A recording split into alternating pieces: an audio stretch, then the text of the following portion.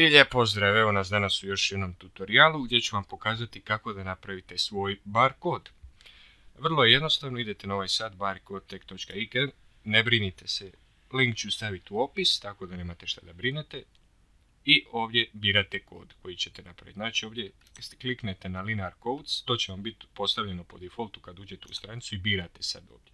Također imate još puno postal codes, ove ne razumijem, ako neko razumije šta znači ova dva čemu služe, molim vas nek mi ostavi u opisu komentar, zato što se ne razumijem u ove kodove, neću kriti stvarno, ne znam programirati, volio bi da znam, počinjem se učiti, ali stvarno ne znam šta znači, tako ako neko ko je stručniji, malo ko se više bolje razumije u to programiranje, kodiranje, neka mi objasni šta znači. Ovdje imate 2D kodove, mobile tagging, znači za mobitel, ISBN codes, business card, sve ćemo mi proći.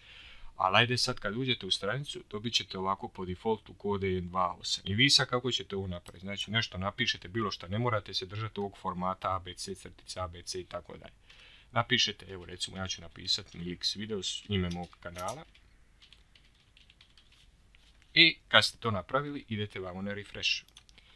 Evo ga, dobio sam svoj barkod za svoj kanal, hoću ga preuzeti, idem na download. Ali prije downloada ovdje imate postavke settings, pa birate po defaultu modul with unit, rezoluciju koju vama odgovara, format najbolji vam je GIF ako hoćete samo barkod, ako vam za nešto drugo treba imate JPG, PNG, image rotation imate ova 3, colors možete boju staviti, sad vi koji se ne razumijete u ove kodove, ne razumijem se ni ja previše, ali ja sam neke naučio još, pošto dosta radim u Photoshopu, znači ovdje idete strelicom pa izaberete odgovarajuću boju. Onaj ko zna kodove napamet za ove boje, to su najčešće vrhunski photoshoperi, on će znati napamet kod koji ide za koju boju. I to vam je to, kad ste riješili te, ajde kažemo, postavke, idete download, preuzimanje i evo ga, idemo ovdje u show more, completed i evo ga, vaš barkod kako izgleda. To je to. Još malo napomena, pa da vidimo, ovdje imate više vrsta kao što sam naveo, postal code, pa birate Australian, Japanese i tako dalje. Imate GSI, data bar, rekao sam ponovno, ne znam čemu ovo služi, ko se razumije nek mi objasni, to su isto neki kodovi, ja se stvarno ne razumijem, ovo je nešto tipa za dućan, nemam pojma, u svakom slučaju ne razumijem se u to. 2D kodove imate, QR code recimo, ne znam ni ja šta vi hoćete. Vi napišete ovdje this is a QR code by Techit, vi napišete this is a QR code by recimo Milix Videos, vaše firme. Mobile tagging, dakle ovdje imate kao što sam rekao mobile tagging kodove, imate ISBN codes, znači to je ono dugi oni kod s ovim brojevima kad kupujete nekakvu ambalažu. Imate business card, QR code with the card, znači ovdje imate kao ime, popunite stvari i dobijete svoj kod. Imate event barcodes, QR code, isto popunite neku stvar, ne znam nija kako god hoćete, recimo za neki event tipa koncert, ne znam nija šta, skup. I imate Wi-Fi barcodes, što je zanimljivo, možete napraviti svoj barkod za svoju Wi-Fi mrežu, izaberete autentikaciju, WPA2 ili web, ime vaše, kako se kaže, vašeg interneta i svoj password. I to je to, imate svoj barkod. Idemo se vratiti na ovaj linear code. Kod N28, znači princip je kod svih isti, idete ovdje, birate šta vam treba i ovdje napravite svoj barkod, ovdje na postavke ako hoćete promijenite nešto i download.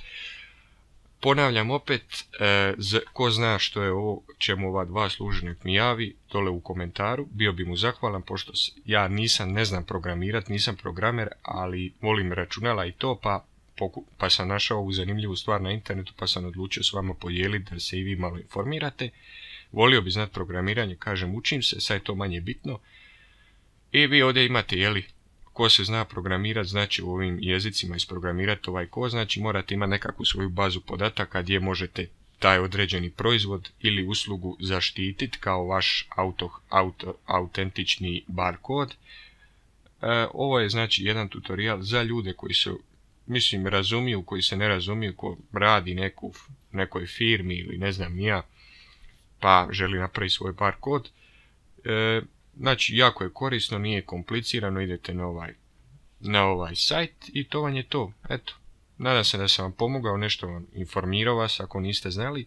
A ako opet imate bilo kakvih nedoumica, kao i u svakom klipu, meni lijepo ostavite dole u komentar pitanje, ja se neću žaliti, dapače volim da me pitaju. Također opet ponavljam po 3. put bi volio kad bi neko znao što ovo znači, odnosno čemu ovi kodovi služe, pošto nisam ekspert što se tiče programiranja i kodiranja.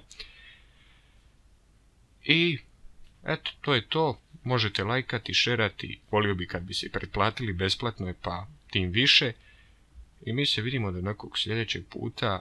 Hvala vam i lijep pozdrav. Peace. Pogledajte neke od mojih ostalih videa.